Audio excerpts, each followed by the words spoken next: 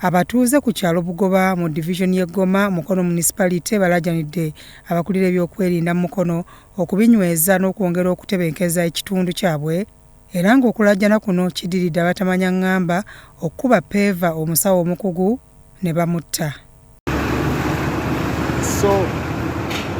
Omusawo yattiddwa ye Peter Mubiru ng'abadde mukugu mu byuma bya radiography nga mu malwaliro ag'enjawulo agasinga gabadde gasibidde ku ye mu Mukono. Ono yakubwa Peva mu kiro ekya Mande wabula n'afa ekiro ekikeesezza olwaleero Mengo gye yali yatwalibwa. Tutuuseko ku kifo abazigu we bamukubira, abatuuze ne batutegeeza ng'ekifo kino bwe kifuuse eky'obulabe. Eno bwe yaguddewo otwagituukiridde yavuddeyo n'okola omulimu gwayo. Era ku ssaawa nga zaadde nga 10 ez'akawungeezi baasitudde bazzeeyo kumpi abasirikale nga 10 ne balambula ekitundu era ekiro balina kye baakozeewo kubanga bazze ne batwala abavubuka ababadde bakola ogwa kireereesi. Era okusaba kwange era kugenda eri poliisi eyongeremu amaanyi ku nsonga ezo. Tugyebaza yakoze omulimu yebaza naye nga mu kifo kino mwakafiiramu abantu 3. Yalinga mu kitundu okufuluma nga boda ziyita wano bubi nnyo.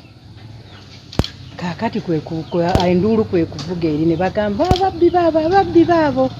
Era ffenna ne tuvaayo buli eyali mu nnyumba eyali waali ne tulaba ekigenda ki mu maaso. Kati aba boda kati abo 3 bakuba owa boda awo Kasambya oyo yafiirawo.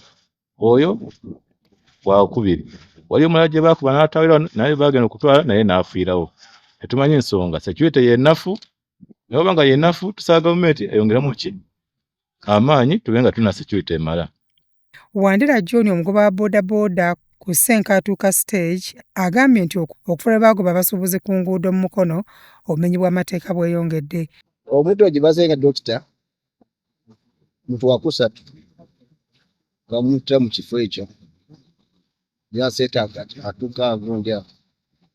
Kasooka yali wa boda yatita omusaabaze okudda naye ne bakubira awo.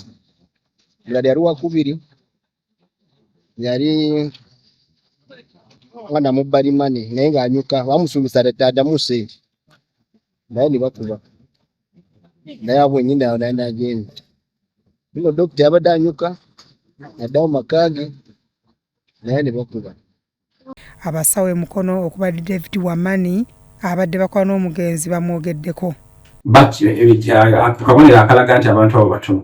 Era kati oyo we yatuvudde ku maaso tugenda kufuna obuzibu okufuna replacement ye ng'omuntu. Ekyo kikulu.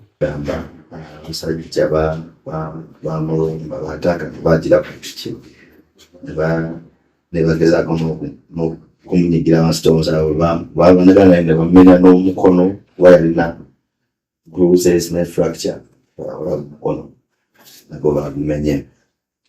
So tetunaba kufuna information entuufu. Bire Sematimba ssentebe w'ekyalo Bugoba akasizza ettemu lino era n'ategeeza ng'ekizibu ekiva ku bifulukwa ebirekebwa awo ttayo.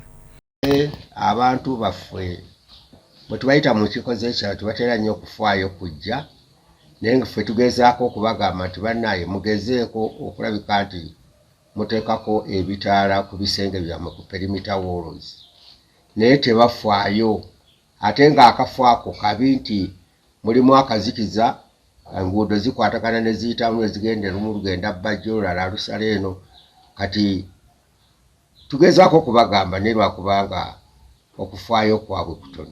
Bya Eric Yiga ku Rasot TV Omunnyo.